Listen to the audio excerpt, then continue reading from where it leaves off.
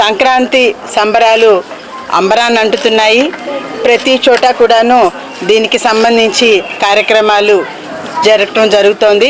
అందులో భాగంగా మనకి సంక్రాంతి అంటే ఫస్ట్ ముగ్గులతో మొదలవుతుంది. సంక్రాంతి నెల పెట్టిన పండగ నెల పెట్టిన రోజు నుండి మనం ఇంటి ముందు ముగ్గులు వేసి దాన్ని రకరకాల రంగులతో అలంకరించి మనము ప్రత్యేకంగా మన ఇంటి ముందు గొబ్బెమ్మలు కూడా పెట్టి దానిలో గుమ్మడి పువ్వు లేకపోతే బంతి పువ్వు కానీ పెట్టి అలంకరించటము అనేది మనకి చాలా కాలంగా ఆనవాయితీగా వస్తుంది. ఆ ఆనవాయితీని తప్పకుండా ఇక్కడ కూడాను 49వ వార్డులో తర్వాత మన ఎలంవారి వీధిలో అదే రకమైన మన పరంపరగా వచ్చేదాన్ని ఆనవాయితీని కొనసాగిస్తున్నారు. అందులో భాగంగా ఈరోజు ఇక్కడ ముగ్గుల పోటీని నిర్వర్తించడం జరిగింది. ఇందులో అమ్మవారు దాదాపు 30 సంవత్సరాలుగా ఇక్కడ అమ్మవారిని ప్రతిష్ఠించి అమ్మవారికి పూజలు జరపడం జరుగుతోంది. నేను దానికి నారాయణ గారు కొంత ఫండ్ డొనేట్ చేసి గుడి కట్టించడం కూడా చిన్న గుడి కట్టించడానికి సహాయం చేశారు. అది మొదట దాన్ని ఇనాగ్రేట్ చేసేటప్పుడు నేను మొట్టమొదటిగా రావటం జరిగింది.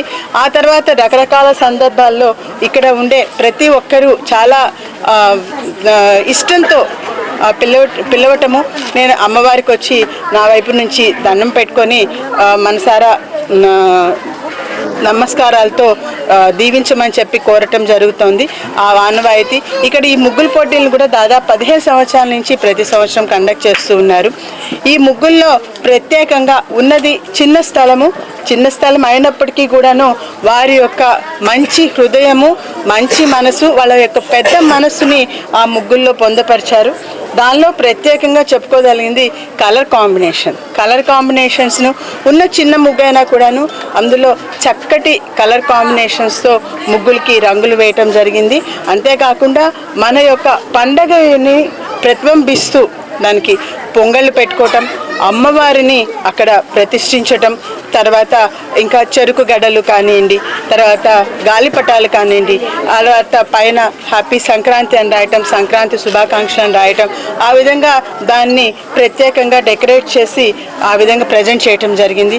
వీరందరికీ ఇంత మంచిగా ఇక్కడ పార్టిసిపేషన్ ఉత్సాహంగా చాలా ఆహ్లాదకరమైన వాతావరణంలో ఈ విధంగా కండక్ట్ చేయడానికి దీనికి సహకరించిన ప్రతి ఒక్కరికి, ఇక్కడున్న ప్రతి కార్యకర్తలకి ప్రతి ఒక్కరికి కూడాను శుభాకాంక్షలు.